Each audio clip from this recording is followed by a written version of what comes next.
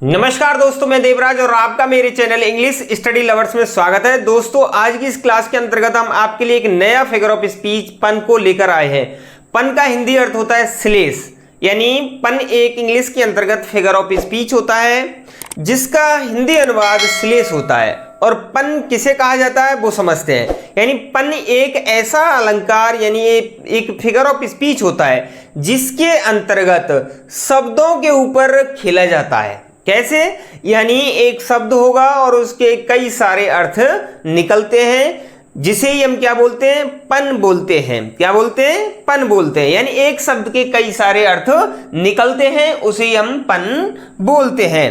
तो यहां पर देखेंगे पन, अपन is a use of words, यानी पन जो होता है वो शब्दों का प्रयोग होता है दैट जो कि have more than one meaning. यानी जो पन का एग्जाम्पल आते हैं या पन के जो सेंटेंसेस आते हैं उनमें शब्द आते हैं और उन शब्दों के कई सारे अर्थ हो सकते हैं। यानी कोई एक शब्द आता है और उनके बहुत सारे अर्थ हो सकते हैं, उसे हम क्या बोलते हैं? पन बोलते हैं। अब कई बार सेकंड ग्रेड और फर्स्ट ग्रेड में ये डायरेक्टली परिभाषा डेफिनेशन पूछी जाती है, व्हाट इज पन। तो इसका सही आंसर है कि it is a play upon words, यानी यह किस पर खेलता है? शब्दों पर खेलता है। खेलने का मतलब इस एक शब्द जब यूज होता है तो उनके बहुत सारे अर्थ होते हैं, उन्हें हम क्या बोलते हैं? पन बोलते हैं। यानी पन is a figure of speech which play upon words. ये राइट डेफिनेशन ऑफ पन। तो यहां पर जो हिंदी की डेफिनेशन है थोड़ा सा हिंदी के माध्यम से समझना चाहेंगे। रही मन पानी राखिए, बिन पानी सब सून, बिन पानी सब सून, पानी गए ना उबरे मोती मानुष चून।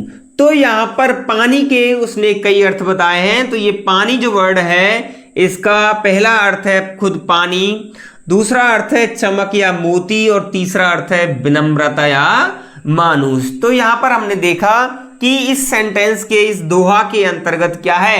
एक श्लेष अलंकार। यदि इंग्लिश में कहें तो यहां पर क्या हुआ है? पन का यूज हुआ है। यह आपको ध्यान रखना है। नेक्स्ट इंग्लिश के माध्यम से समझना चाहेंगे कि पन के एग्जांपल्स कैसे पूछे जाते हैं। इफ लाइफ वर्थ लिविंग, क्या जीवन जीने योग्य है? दैट डिपेंड्स, जो निर्भर करता है, on the lever, on the lever. अब यहां पर यह कहा गया है क्या जीवन जीने योग्य है, जो कि लीवर पर डिपेंड करता है। तो यहां पर जो लीवर वर्ड है क्या है? लीवर वर्ड है। एक तो यहां पर अर्थ आया है पर्सन के सेंस में।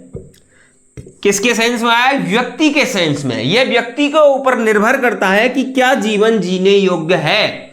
यानी व्यक्ति उस जीवन को कष्टदायी बनाता है या सुखदायी बनाता है, ये खुद उसके व्यक्तित्व पर निर्भर करता है। ये तो हुआ एक लीवर का अर्थ।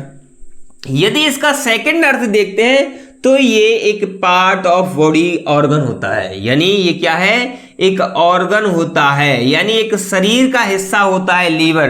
तो यहां पर हमने देखा कि ये जो लीवर है उसके दो सेंस निकल रहे हैं, एक ही वर्ड के सेंस के दो अर्थ निकल रहे हैं। एक तो है पर्सन और दूसरा है ऑर्गन। यानी ये हमारा जो लीवर होता है वही इसका दूसरा अर्थ होता है। तो इस सेंटेंस के अंतर्गत हमने देखा एक लीवर के दो अर्थ दिए हुए हैं, तो यहां पर पन फिगर ऑफ स्पीच यूज हुआ है। सेकंड, अब नेक्स्ट सेंटेंस देखते हैं दोस्तों। N ambassador is an honest man who lies abroad. यानी वह कहना चाहता है कि एक जो राजदूत होता है वो एक ईमानदार व्यक्ति होता है, हु लाइज, जो कि एब्रॉड विदेश में रहता है, from one spot to another, एक स्थान से दूसरे स्थान पर जाता रहता है। तो यहां पर वह कहना चाहता है ये जो लाइज वर्ड है क्या है? लाइज जो वर्ड है मैं यहां पर आपको, तो यहां पर वो लाइज वर्ड है, जैसे कि यहां लाइज है तो इसके दो सेंस इसने बताए हैं। पहला है लाइज लाइव, यानी जीवन जीता है, और दूसरा है खुद लाइज झूठ बोलता है। तो यहां पर उसने दो बताए हैं कि लाइज जो वर्ड है उसके दो सेंस है, एक तो लाइज खुद और एक लिव यानी रहना और झूठ बोलना। यानी जो राजदूत होता है वो एक ईमानदार होता है जो कि एक स्थान से दूसरे स्थान पर जीवन जीता है और झूठ भी बोलता है। तो यहां पर उसने दो प्रकार के लाइज के सेंस दिए हैं, लाइव और लाइज। इसी तरीके से यहां पर उसने लीवर के भी दो सेंस दिए हैं। तो इन सेंटेंसेस में यहां पर इसने किसका यूज किया है? पन का यूज किया है। किसका यूज किया है? पन का यूज किया है। यानी यहां जिस तरीके से श्लेष का किया है उसी तरीके से इन इंग्लिश वर्ड्स के अंतर्गत इसने किसका यूज किया है?